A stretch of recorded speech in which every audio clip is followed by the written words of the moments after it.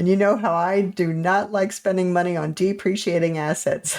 Right. So there's a way around that, and leasing is the alternative.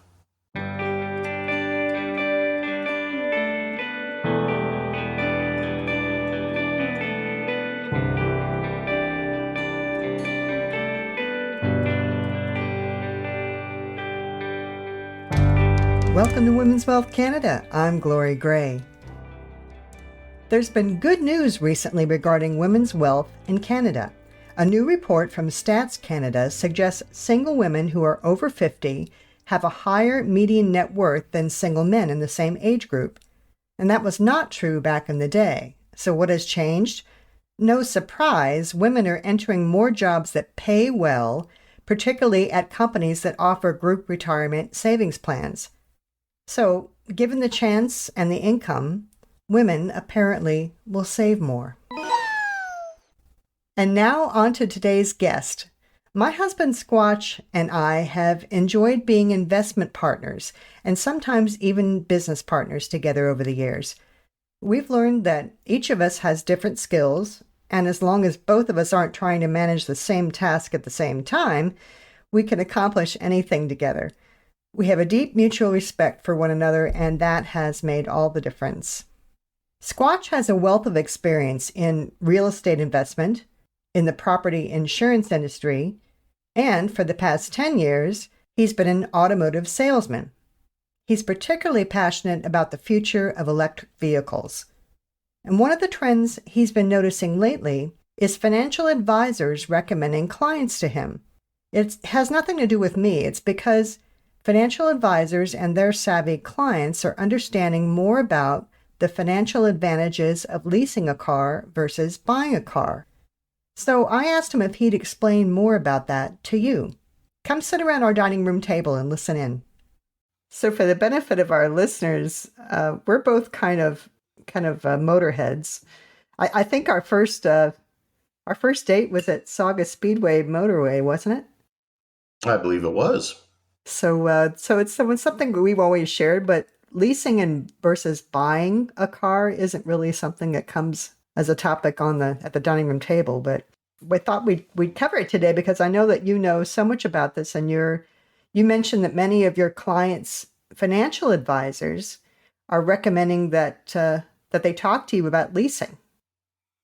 Yeah, I am seeing more of that.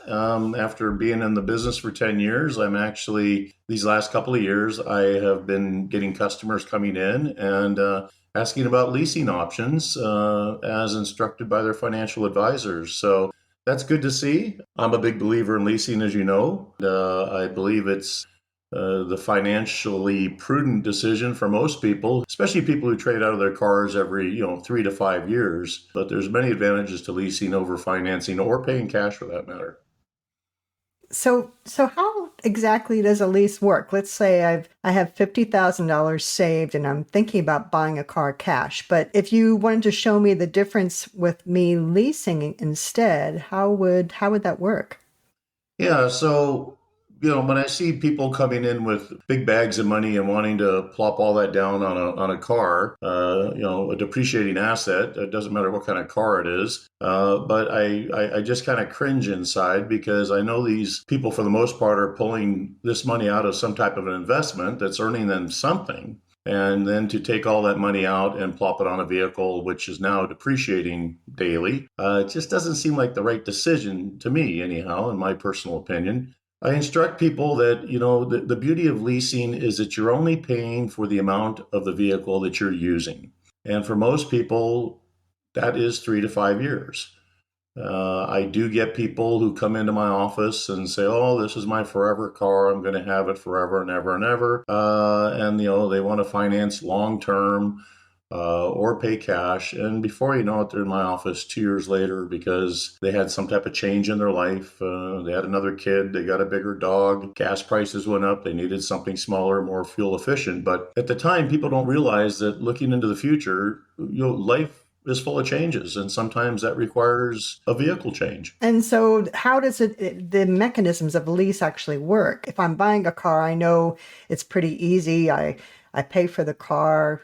I pay the sales tax on the amount of the car, and off I go. But with a lease, it's different, right? Right. So when you do lease a vehicle, let's use your $50,000 example, for instance. So you're coming to the dealership, you want to buy a new RAV4, for instance. If you lease that vehicle, basically at the time that you acquire the vehicle, a residual value is determined. So let's say that residual value is $20,000 on this $50,000 car. And so that means that that's what the vehicle be worth in a couple of years, right? That's right. That's essentially what they call guaranteed future value or residual value. So that is clearly explained on the lease. You know that going into the lease. So in this example, it's the $50,000 car. The residual value at the end of, call it 4 years, is $20,000. Your payment structure's based on that difference of $30,000, as opposed to making a payment on $50,000. Oh, So that's why a lease payment is generally cheaper than a finance payment. Now, I need to add too, though, that not all vehicle brands are good at leasing. You generally need a vehicle that has a good resale value, which is usually reflected by good reliability and dependability. So, most imports lease very well because they do have high residual values.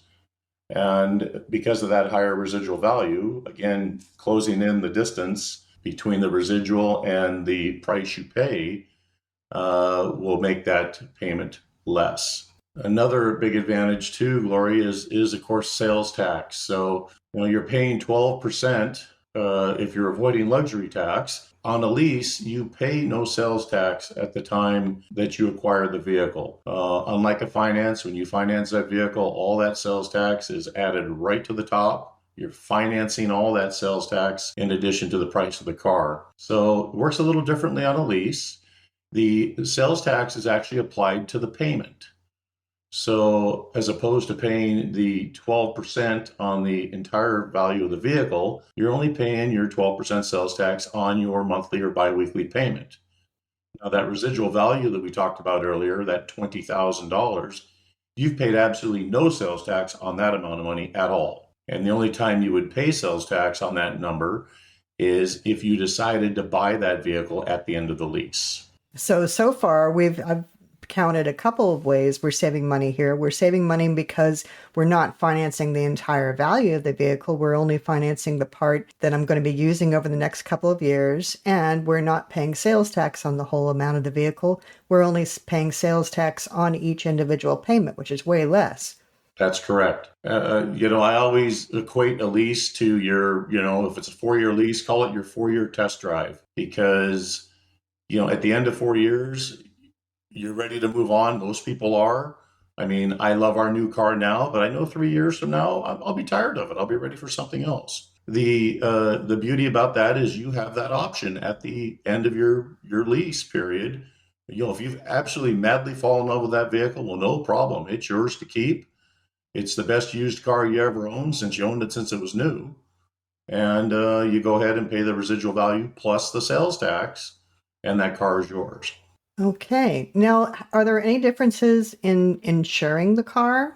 All that remains entirely the same as if you would say finance the vehicle. If you're insuring that vehicle, you're on the insurance documents as is in the case of a lease the name of the manufacturer who is leasing the vehicle to you. Okay. So when someone's buying a vehicle, one of the things we need to consider, then you mentioned, is resale value, right? So whether you're buying or leasing. And if we get into an accident, let's say I bought that $50,000 car, I bought it rather than leasing it. And that will reduce the value of the car when we go to trade it in for a new car. So what happens if I'd chosen to lease a car and I have an accident and then I go to trade it in? Are there any advantages to leasing in that example? There certainly are, and this is another reason why I lease my car.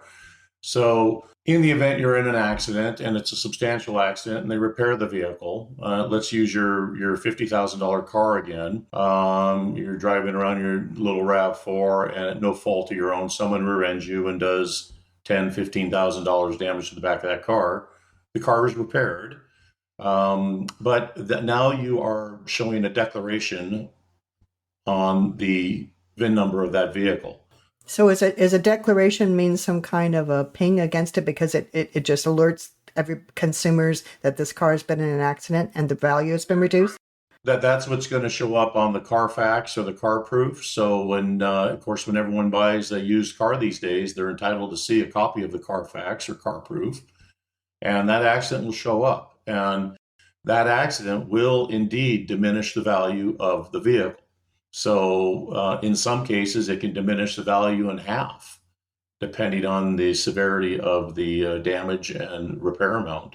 In a lease, you're completely protected from that. That becomes the burden of the manufacturer, and it's not your burden. If my little car was hit numerous times and I repaired it and had it repaired at a ICBC accredited repair facility, those declarations would show on the title.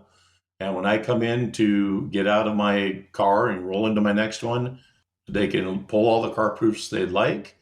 But I am basically immune from any repercussions from that. So in a lease, you're carrying the immunity idol, and you are not affected by diminished value. Now, I've seen that work on the opposite side for people who have financed their vehicles long term, and they throughout the course of them owning the vehicle, they've had a few accidents.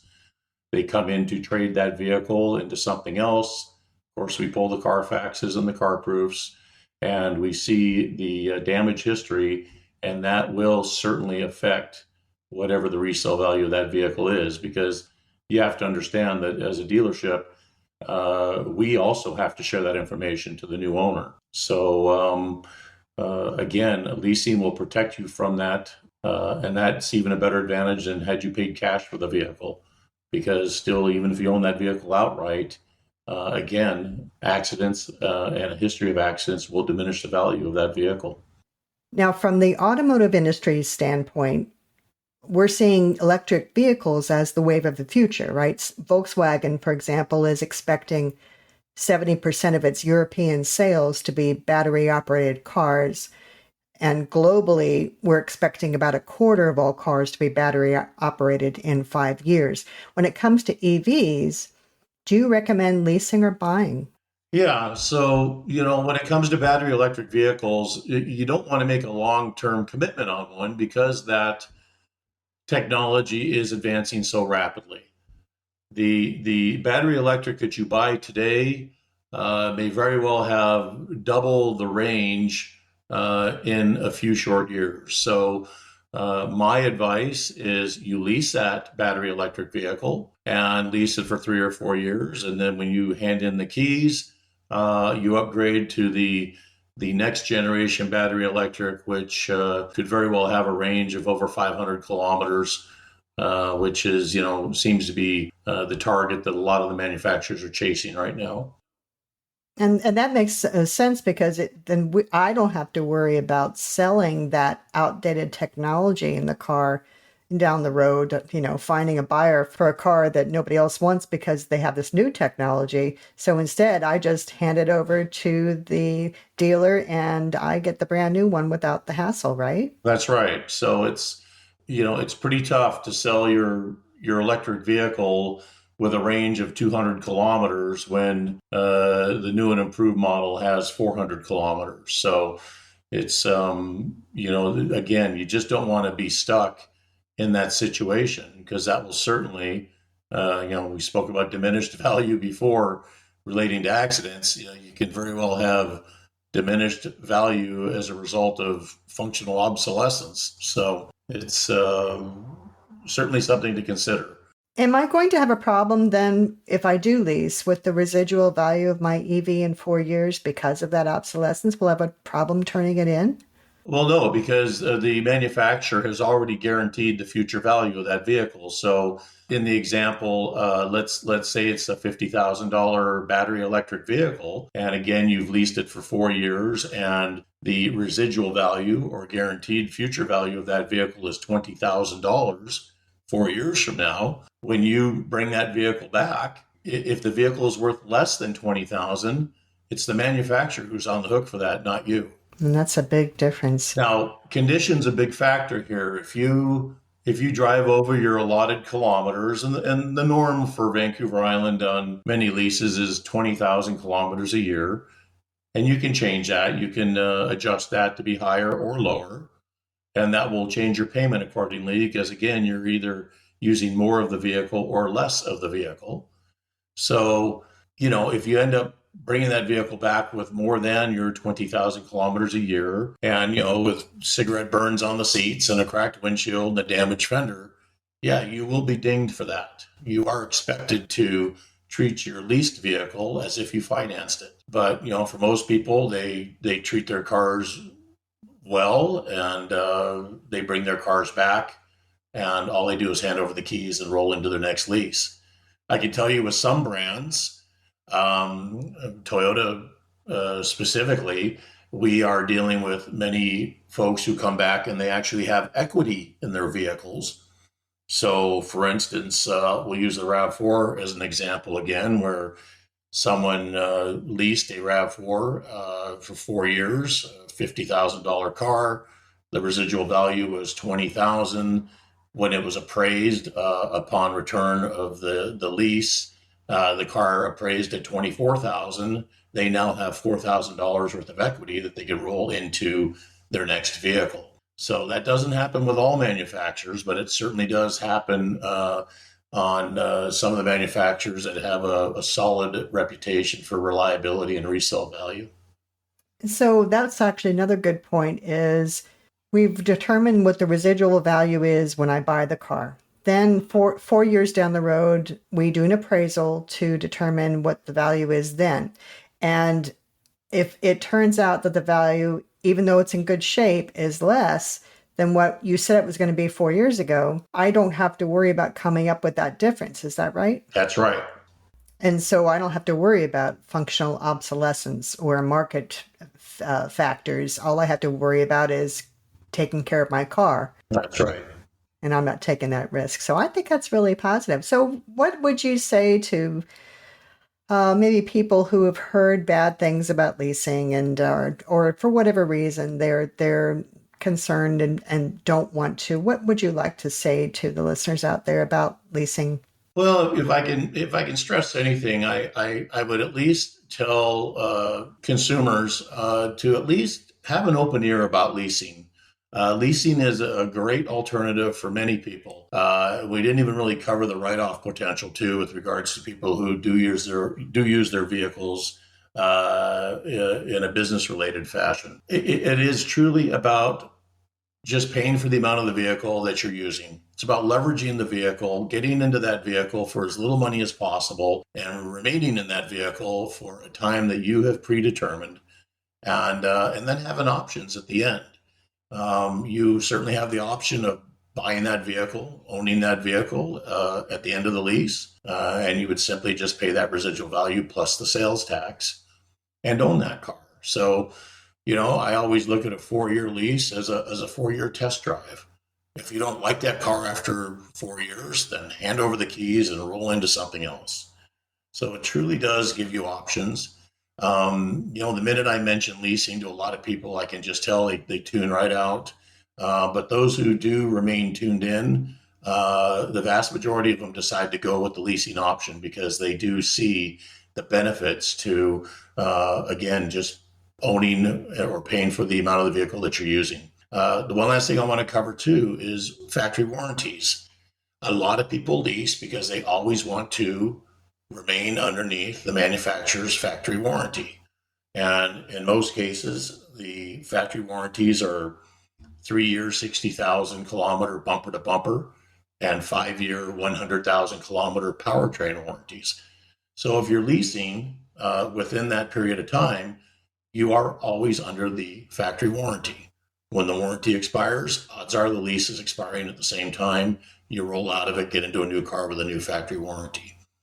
So there's certainly advantages to that. That's one of the main reasons why we chose to lease, because I do like to remain under factory warranty. And I also like to be driving the latest and greatest product, every 4 to 5 years. You brought up a point that I wanted to mention also because it was another discussion we were having on a previous episode, and that is helping our parents who are aging.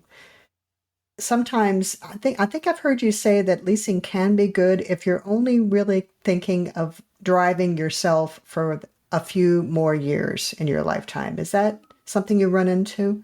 Well, yeah, I do get elderly individuals in front of me who, have basically told me like, look, they say, yeah, I've got 4 or 5 years left of driving before they pull my license, and you know, uh, leasing works exceptionally well for those folks because it does allow them an opportunity to drive a new car, their last car that they're going to drive. And at the time, at the end of that term, they just simply come in and hand over the keys, and they don't have to worry about trade value or trying to sell it privately. It's just a very easy process of just surrendering the vehicle at the end of the lease, and it works for quite a few elderly individuals who, of course, are pensioners, and a lot of these folks do have money in the bank, and they could easily pay cash for a car. But once they realize that, hey, I can just pay for this car for 4 years and not pay for the entire amount of the vehicle, it does make sense to them.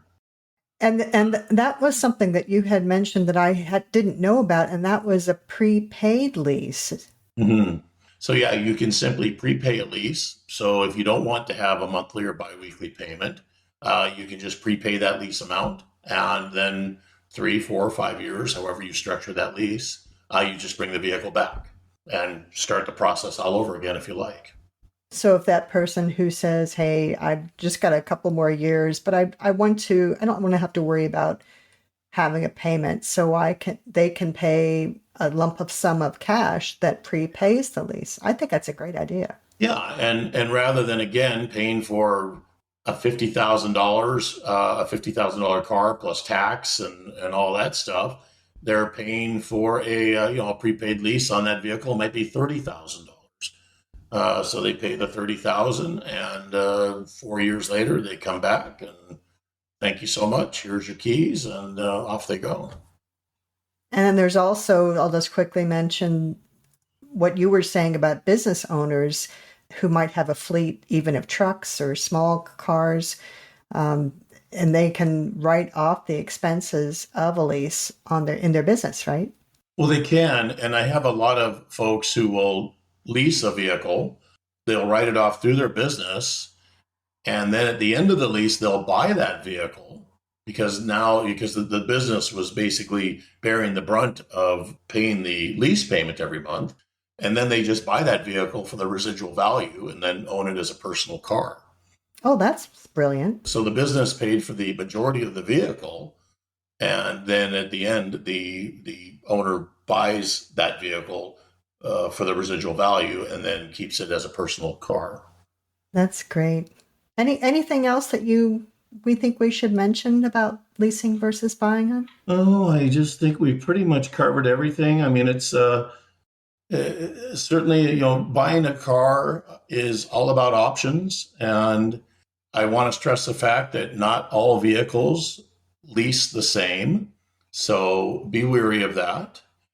There are vehicles that don't have such a good reputation that some cars just don't lease well, period, because they don't have a good residual value. So it all depends on the manufacturer that you're looking at.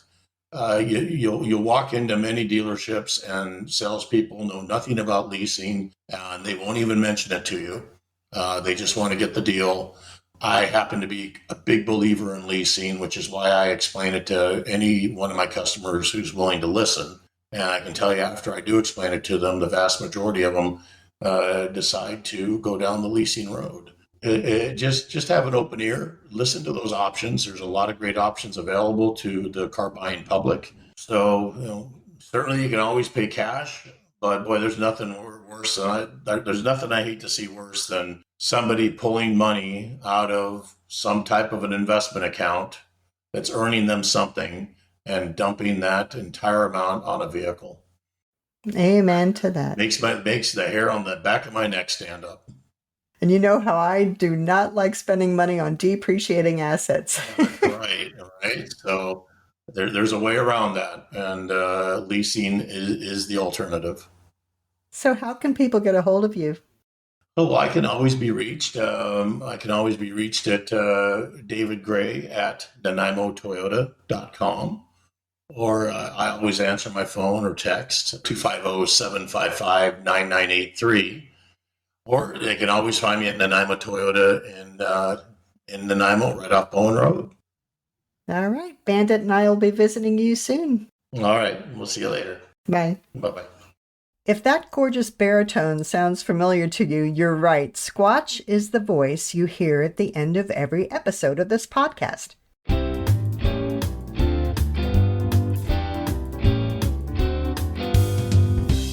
In other news, a survey conducted back in March found that Canadians would sooner talk with their friends and family about their politics or religion than talk with them about their investments.